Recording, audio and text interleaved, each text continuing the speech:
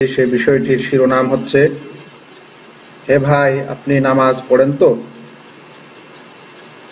আলোচনার শুরুতে আমি আপনাদের একটি ঘটনা শোনাতে চাই, যেটি আমার চোখের সামনে ঘটেছে।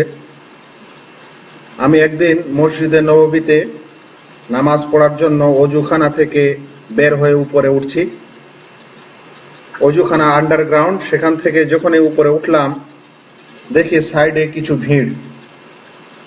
এই ভিড়ের কারণ দেখতে গিয়ে আমি দেখি একজন বৃদ্ধ মানুষ একটি হুইল চেয়ারে বসে আছে, আর এক ব্যক্তি তার হাত পা গুলো মুছে দিচ্ছে এবং মোজা পরাতে চাচ্ছে।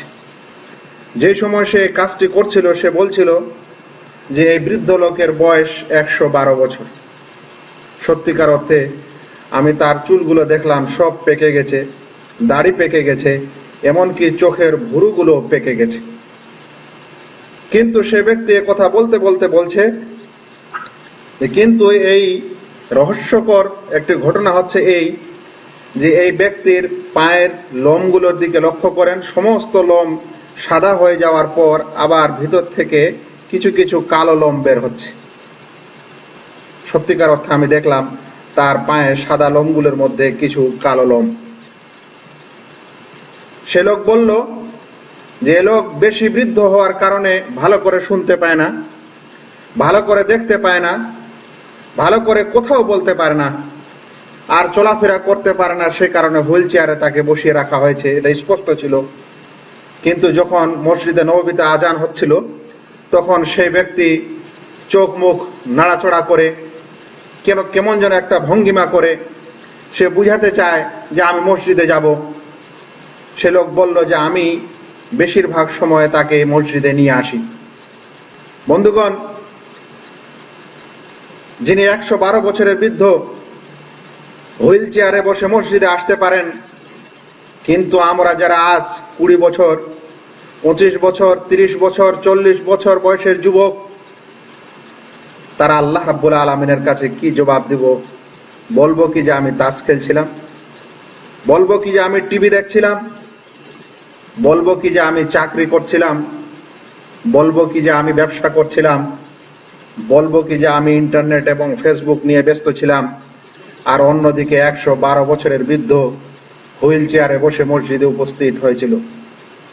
বন্ধুগণ, নামাজ একটি এমন বিধান, যেই বিধানের সম্পর্কে আল্লাহ রাব্বুল আলামিন প্রায় 99 বার কোরআনের ঘোষণা দেন।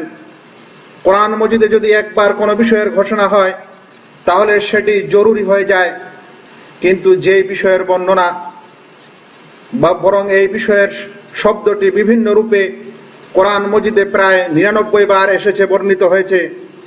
মজার বিষয় হলো এই যে আল্লাহ রাব্বুল আলামিনের গুণগত নামগুলিও 99 বার বর্ণিত হয়েছে। তাহলে যে বিধান একবার কোরআন মজিদে বর্ণিত হলে সেটা জরুরি হয়, সেটা যদি 99 বার বর্ণিত হয় তাহলে সেই বিধানটি কতখানি গুরুত্ব আছে আমরা সহজেই বুঝতে পারি। বন্ধুগণ, নামাজ হচ্ছে ইসলামের স্তম্ভ, একটি রুকন। যদি কোনো ব্যক্তি তার ঘর, তার ছাদকে দণ্ডায়মান করতে চায়, তাহলে যেমন বিনা স্তম্ভে তার ছাদ দণ্ডায়মান থাকতে পারে না, বিনা স্তম্ভে যেমন একটি চেয়ার, একটি টেবিল দাঁড়িয়ে থাকতে পারে না, ঠিক তেমনি ইসলামের এই বিশেষ স্তম্ভ পালন করা ব্যতীত কোনো মানুষ মুসলিম হতে পারে না। ইসলামের একটি মূল স্তম্ভ, বরং কলেমায়ে শাহাদাতের পর সবচেয়ে বড় স্তম্ভের নাম হচ্ছে নামাজ কায়েম করা। প্রিয় নবী মুহাম্মদ মুস্তাফা সাল্লাল্লাহু আলাইহি সাল্লাম বলছেন, বুনিয়াল ইসলামু আলা খামস, শাহাদাতি আল্লা ইলাহা ইল্লাল্লাহ ওয়া আন্না মুহাম্মাদার রাসূলুল্লাহ ওয়া ইকামিস সালাত। ইসলামের বুনিয়াদ হচ্ছে 5টি বিষয়ের উপর, 5টি স্তম্ভের উপর। তার মধ্যে 1 নম্বর হচ্ছে সাক্ষী প্রদান করা যে আল্লাহ ব্যতীত সত্য কোনো উপাস্য নেই, আর দ্বিতীয় বিধানটি হচ্ছে নামাজ কায়েম করা। বন্ধুগণ, আল্লাহ রাব্বুল আলামিন প্রিয় নবী মুহাম্মদ মুস্তাফা সাল্লাল্লাহু আলাইহি সাল্লামকে যেই বিধান দিয়েছেন সেই বিধানেই প্রথমে ফেরেশতা জিবরিল আলাইহিস সালামকে দেওয়া হয়েছে। তিনি সেই বিধান নিয়ে নবী সাল্লাল্লাহু আলাইহি সাল্লামকে ওহী করেছেন, বলেছেন কিন্তু নামাজ একটি এমন বিধান, যে বিধান দেওয়ার সময় আল্লাহ রাব্বুল আলামিন প্রিয় নবী মুহাম্মদ মুস্তাফা সাল্লাল্লাহু আলাইহি সাল্লামকে ঊর্ধ্ব আকাশে আরশের কাছে ডেকে নেন। আল্লাহ রাসূল সাল্লাল্লাহু আলাইহি সাল্লামের এই ঘটনাকে মেরাজ বলা হয়। আল্লাহ রাসূল সাল্লাল্লাহু আলাইহি সাল্লাম যখন আল্লাহ রাব্বুল আলামিনের কাছাকাছি হন, তখন আল্লাহ রাব্বুল আলামিন ওহী করেন আর এই নামাজ প্রদান করেন। প্রথমে এই নামাজ প্রায় 50 বার 50 ওয়াক্ত ফরজ করা হয়, কিন্তু যখন সেই নামাজ নিয়ে আল্লাহ রাসূল ফেরত আসেন, তখন নবী মুসা আলাইহিস সালামের পরামর্শে নামাজ কমতে কমতে 5 ওয়াক্তের নামাজ থেকে যায়। অন্যদিকে আল্লাহ রাব্বুল আলামিনের পক্ষ থেকে একটি আওয়াজ দেওয়া হয় যে তোমার এই 5 ওয়াক্তের নামাজ, তোমার উম্মতের জন্য এই 5 ওয়াক্তের নামাজ, কিন্তু এই নামাজ হচ্ছে 50 ওয়াক্তের বরাবর। বন্ধুগণ, যে বিধানটি আল্লাহ রাব্বুল আলামিন সরাসরি নিজের কাছে ডেকে দেন, সেই বিধানের গুরুত্ব আসলেই অপরিসীম। বন্ধুগণ, এই নামাজ একটি এমন বিধান, যদি কোনো মানুষ যুদ্ধ অবস্থায় থাকে তবুও তাকে নামাজ আদায় করার আদেশ করা হয়েছে। নামাজ তার জন্য ছাড় দেওয়া হয়নি। আল্লাহ রাব্বুল আলামিন বলেন, ওয়াইদা কুনতা ফীহিম ফাআকামতা লাহুমুস সালাহ ফালতাকুম তাইফাতুম মিনহুম মাআকা ওয়ালিয়াখুযু আসলিহাতাহুম। যখন তুমি তাদের মাঝে থাকবে, তখন তাদের মাঝে নামাজ কায়েম করো, নামাজ সম্পাদন করো। আর এক গোষ্ঠী, এক দল যেন তোমার সাথে দাঁড়ায় আর নিজের অস্ত্র শস্ত্র সাথে নিয়ে থাকে। যখন তারা সাজদা করবে, তখন তারা যেন তোমার পিছনে হয়। আর অন্য এক ওয়ালতাতি তাইফাতুন উখরা, আর অন্য এক দল যেন আসে, লাম ইউসাল্লু, যারা নামাজ পড়েনি, তারা যেন তোমার সাথে নামাজ পড়ে নেয়। সূরা নিসার 102 নম্বর আয়াতে এই যুদ্ধ অবস্থায় কিভাবে নামাজ পড়তে হবে তার রূপরেখা বর্ণনা করা হয়েছে। ফল কথা হলো এই যে কোনো মানুষ যদি যুদ্ধ অবস্থায়ও থাকে, তবুও তার উপর নামাজ জরুরি, এবং সেই সময় নামাজের পদ্ধতি আলাদা হবে, কিন্তু তার উপর নামাজ পড়া জরুরি, তার উপর নামাজ ছাড় নেই। প্রিয় মুসলিম ভাই, আপনি সুস্থ হন বা অসুস্থ হন, সর্বাবস্থায় আপনার উপর নামাজ জরুরি। যদি কোনো মানুষ অসুস্থ হয়, তবুও তার জন্য নামাজ ক্ষমা করা হয়নি, মাফ করা হয়নি, কিন্তু তার জন্য কিছু ছাড় দেওয়া হয়েছে। আল্লাহ রাসূল সাল্লাল্লাহু আলাইহি সাল্লাম বলেন, সাল্লি কাইমান ফাইন লাম তাস্তাতি ফাকাইদান, দাঁড়িয়ে নামাজ পড়ো, যদি না পারো তাহলে বসে পড়ো। ফাইন লাম তাস্তাতি ফাআলা জামবিক, যদি বসেও ক্ষমতা না রাখো, তাহলে তুমি শুয়ে হেলান দিয়ে কাঁধ হয়ে নামাজ আদায় করো, কিন্তু তবুও নামাজ আদায় করো। হাদিসটিকে ইমাম বুখারী বর্ণনা করেছেন। বন্ধুগণ, আপনি সফরে থাকেন বা নিজ গৃহে থাকেন, আপনি ভ্রমণ করেন কিংবা নিজের বাড়িতে বসবাস করেন, আপনাকে অবশ্যই নামাজ পড়তে হবে। তবে যদি মুসাফির হন, তাহলে আপনার জন্য বিশেষ কিছু ছাড় আছে। যে সমস্ত নামাজ 4 রাকাত, সেগুলো শুধু 2 রাকাত করে পড়লেই হবে, কিন্তু মাগরিব এবং ফজরের নামাজ পুরো নামাজটাই পড়তে হবে। ইবনে উমর রাদিয়াল্লাহু তাআলা আনহু বলেন, সাহাবতুন নবী সাল্লাল্লাহু আলাইহি সাল্লাম, আমি আল্লাহ রাসূল সাল্লাল্লাহু আলাইহি সাল্লামের সাথে থাকি। ওয়া কানা লা ইয়াজিদু ফিস সাফারি আলা রাকাতাইন, তিনি সফরে 2 রাকাতের বেশি নামাজ আদায় করতেন না। ওয়া আবু বকর ওয়া উমর ওয়া উসমান কাযালিক, অনুরূপ আবু বকর, উসমান এবং উমরও এভাবে নামাজ আদায় করতেন। হাদিসটি মুত্তাফাকুন আলাইহ। প্রিয় ভাইগণ, কিয়ামতের দিনে সর্বপ্রথম এই নামাজেরই হিসাব নেওয়া হবে। আল্লাহ রাসূল সাল্লাল্লাহু আলাইহি সাল্লাম বলেন, আউয়ালু মা ইউহাসাবু বিহিল আবদু ইয়াউমাল কিয়ামাতি আস-সালাহ, বান্দার সর্বপ্রথম যে হিসাবটি কিয়ামতের দিনে নেওয়া হবে সেটি হচ্ছে নামাজ। ফাইন সালাহাত সালাহা সাইরু আমালি, যদি এই নামাজ ঠিক হয়ে যায় তাহলে তার সব বেড়া পার হয়ে যাবে। ওয়াইন ফাসাদাত ফাসাদা সাইরু আমালি, যদি এখানেই গোলমাল হয়ে যায় তাহলে তার সমস্ত কিছুই গোলমাল হয়ে যাবে।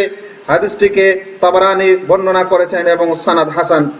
অর্থাৎ যদি কোনো মানুষ নামাজের এই হিসাব সুন্দরভাবে কিয়ামতের দিন আল্লাহ রাব্বুল আলামিনকে দিতে পারে, তাহলে তার বাকি কাজগুলি আসান হবে, কারণ এই আদেশটাই আল্লাহ রাব্বুল আলামিনের কাছে বড় আদেশ। সে কারণে এটাই আল্লাহ রাব্বুল আলামিনের কাছে বেশি গুরুত্বপূর্ণ। নবী মুহাম্মদ মুস্তাফা সাল্লাল্লাহু আলাইহি সাল্লাম বাচ্চাদেরকেও নামাজ পড়তে আদেশ করেছেন, এবং যদি তারা না পড়ে তাহলে তাদেরকে মৃদু মারধর করো, গার্জিয়ানদেরকে আদেশ করা হয়েছে। রহমতের নবী কোনোদিন কোনো মানুষকে মারতে বলেননি, কিন্তু বাচ্চাদেরকে নামাজের জন্য মারার আদেশ করেছেন। তিনি বলছেন, মুরু আওলাদাকুম বিসসালাহ, তোমরা তোমাদের বাচ্চাদেরকে নামাজের আদেশ করো, ওয়াহুম আবনা ও সাবআ সিনিন, যখন তাদের বয়স 7 বছর হবে। ওয়াদরিবুহুম আলাইহা ওয়াহুম আবনা ও 10 সিনিন, আর ওদেরকে এর কারণে মারো যখন তাদের বয়স 10 বছর হবে আর তবুও তারা নামাজ পড়বে না। ওয়াফাররিকু বাইনাহুম ফিল মাদাজি', আর এই বয়সের সময় তাদের বিছানা, তাদের শয়নের স্থান আলাদা করে দাও। হাদিসটিকে আবু দাউদ এবং আহমদ বর্ণনা করেছেন। এই আলোচনার মধ্যে সবচেয়ে গুরুত্বপূর্ণ পয়েন্ট হচ্ছে এই যে যদি কোনো ব্যক্তি নামাজ ছেড়ে দেয় তাহলে সে মুসলমানই থাকে না, সে ইসলাম থেকে বের হয়ে যায়, সে কাফের হয়ে যায়। এরকম শক্ত কথা প্রিয় নবী মুহাম্মদ মুস্তাফা সাল্লাল্লাহু আলাইহি সাল্লাম বলেছেন। প্রথমে আল্লাহ রাব্বুল আলামিন বলেন, মা সালাকাকুম ফি সাকার, ওই সমস্ত ব্যক্তির সম্পর্কে যারা সাকার, দোজখে, জাহান্নামে থাকবে। আল্লাহ রাব্বুল আলামিন বলবেন, তোমাদেরকে সাকারে কে নিয়ে আসলো? তখন তারা বলবে, ক্বালু লাম নাকু মিনাল মুসাল্লিন, আমরা নামাজ আদায়কারী ছিলাম না। সূরা মুদ্দাসসির 42 এবং 43 নম্বর আয়াত। অর্থাৎ নামাজ আদায় না করার কারণে তারা জাহান্নামে যাবে। আল্লাহ রাসূল সাল্লাল্লাহু আলাইহি সাল্লাম বলছেন, বাইনার রাজুলি ওয়া বাইনাশ শিরকি ওয়াল কুফরি তারকুস সালাহ, একজন মানুষ আর শিরক এবং কুফরের মধ্যে, একজন মুসলিম আর শিরক ও কুফরের মধ্যে পার্থক্যকারী বস্তু হচ্ছে নামাজ।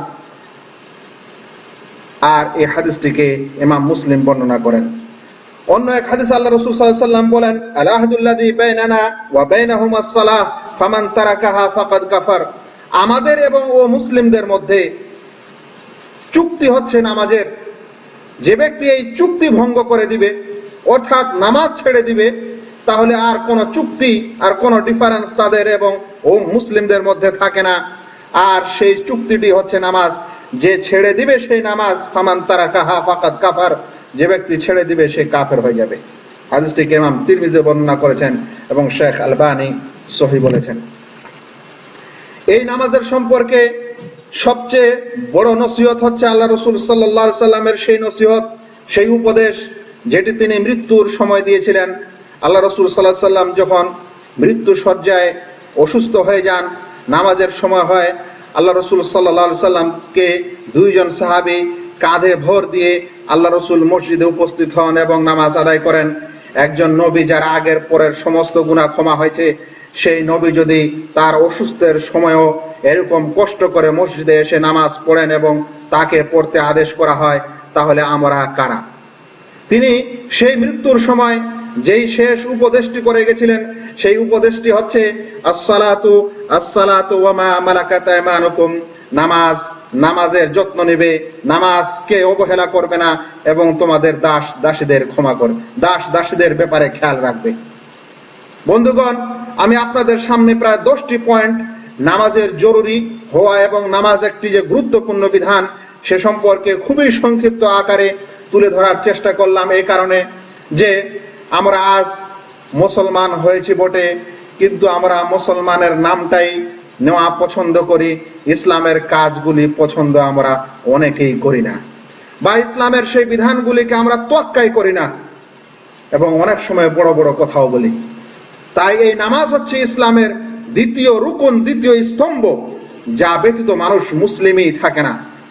এক স্তম্ভকে যদি কোনো ছাদের কোনো এক স্তম্ভকে সরিয়ে দেওয়া হয়, তাহলে ছাদের যে অবস্থা হতে পারে, একজন মুসলিমের মধ্য থেকে এরকম এক স্তম্ভ চলে গেলে তারও সেরকম অবস্থা হতে পারে।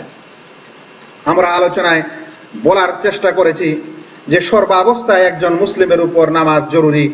সেটা যুদ্ধ অবস্থায় হোক, সেটা সফর অবস্থায় হোক, সে যদি বাচ্চাও হয়, সে যদি অসুখও হয় এবং সে যদি যে কোনো জায়গায় সফরও করে, তবুও তার উপর নামাজ জরুরি। আর এইভাবেই এই নামাজ প্রিয় নবী মুহাম্মদ মুস্তাফা সাল্লাল্লাহু আলাইহি সাল্লাম এবং তার সাহাবাগণ প্রতিষ্ঠিত করেছেন, আদায় করেছেন। আমরা দোয়া করব, প্রত্যেক ভাইদের কাছে আশা করব যারা আপনারা এই আলোচনা শুনছেন, যেন আমরা আজ থেকে নামাজকে অবহেলা না করি, বরং ভালোভাবে 5 ওয়াক্তের নামাজ জামাতের সাথে আদায় করে একজন ভালো মুসলিম, প্রকৃত মুসলিমের পরিচয় দিয়ে থাকি। আজকের আলোচনা এখানে